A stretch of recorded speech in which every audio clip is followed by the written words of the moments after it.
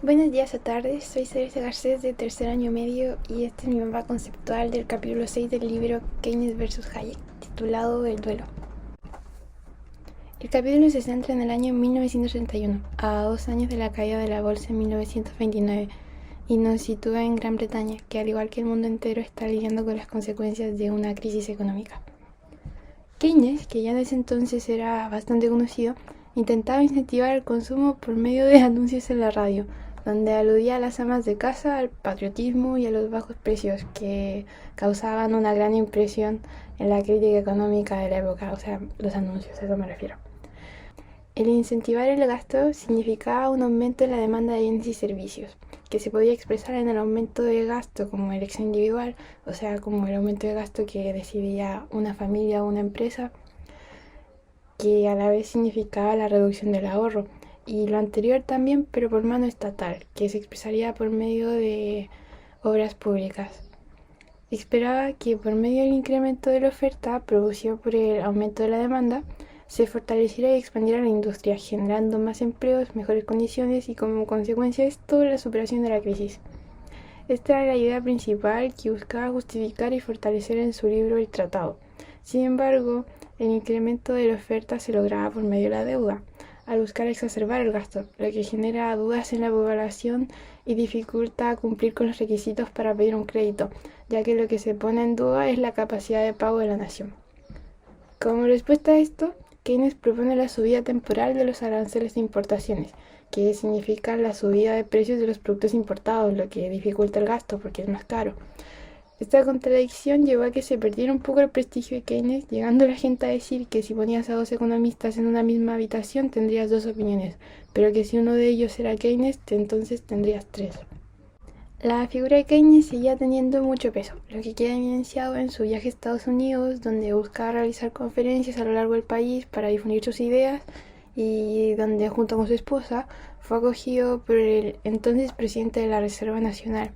quien luego de charlar con su invitado, o sea Keynes, sugiere al entonces presidente, que era Hoover, reducir a la mitad las indemnizaciones pedidas a Alemania, teniendo finalmente como resultado la moratoria de un año para los pagos de la deuda, es decir, extender el plazo de pago durante un año. Cuando regresa a Gran Bretaña se encuentra con que Inglaterra sufre una crisis económica, producto de la ausencia del pago completo de las indemnizaciones alemanas, que no se pudieron llevar a cabo por el desplome económico que sufrió el país tras la pérdida de muchísima inversión extranjera luego de la victoria del partido nazi. Y además de eso, una crisis de confianza, al no parecer posible que, producto de la misma crisis económica y ya los problemas que venían desde antes, que se pudiera efectuar el pago de la deuda nacional. Como resultado de esta crisis, se pide un crédito a Estados Unidos y para poder cumplir con sus condiciones, Snowden propone aplicar un plan de recortes del gasto público propuesto por George May y que implicaba la reducción de un 20% de los subsidios al desempleo. Propuesta que Keynes aborreció, diciendo que produciría un aumento en la cifra de desempleados que podría ir desde los 250.000 a los 400.000, y que lo que se debía hacer en realidad era vivir con las consecuencias de la deuda y que el estar endeudado era entonces natural porque la situación global que se tenía eh, requería que la gente se endeudara y los países también. En 1931 llega Hayek a la LSE como profesor y apoyado por Robbins, quien será su editor y quien también es un antiguo rival de Keynes con quien tuvo disputas en el pasado, publica en el diario La Económica un crítico al libro de Keynes en agosto y una segunda parte en septiembre, o sea, le da dos golpes.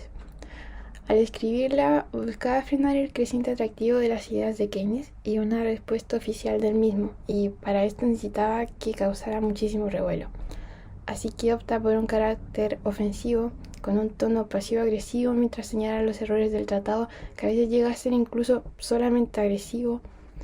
Comienza a escribir señalando los logros de Keynes, halagándolo, para luego de eso acusar el libro de inacabado, aunque intenta justificarlo entre comillas en la urgencia que tenía por justificar sus ideas y poder implementar las políticas que proponía.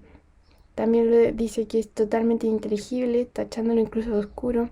de ser extremadamente difícil de leer y de proponer ideas inabarcables, poco sólidas, llegando a escribir que pueden parecer plausibles e incluso convincentes para el ignorante, pero para el que sepa un poco de economía es mera palabrería. Incluso dejando entrever que trata de ignorante al propio Keynes, dice que no explica las fluctuaciones del ciclo económico, lo que atribuye a su desconocimiento de las teorías básicas austríacas, y de que, siendo que adoptó nociones propias de Knut Wixley, no toma en cuenta el posterior trabajo realizado por Eugene, de un apellido impronunciable, sobre las mismas ideas, y referente a esto escribe: es improbable que un intento de utilizar las conclusiones extraídas de cierta teoría, sin usar esa misma teoría, resulte exitoso. Tras el duro ataque, intenta cerrar con menos amargura, alabando nuevamente a Keynes, pero luego se arremete contra él diciendo que si se hubiese expresado mejor, habría acabado por darse cuenta de que en realidad coincidía con Hayek, o sea, él mismo. El carácter ofensivo de Hayek se sustenta en una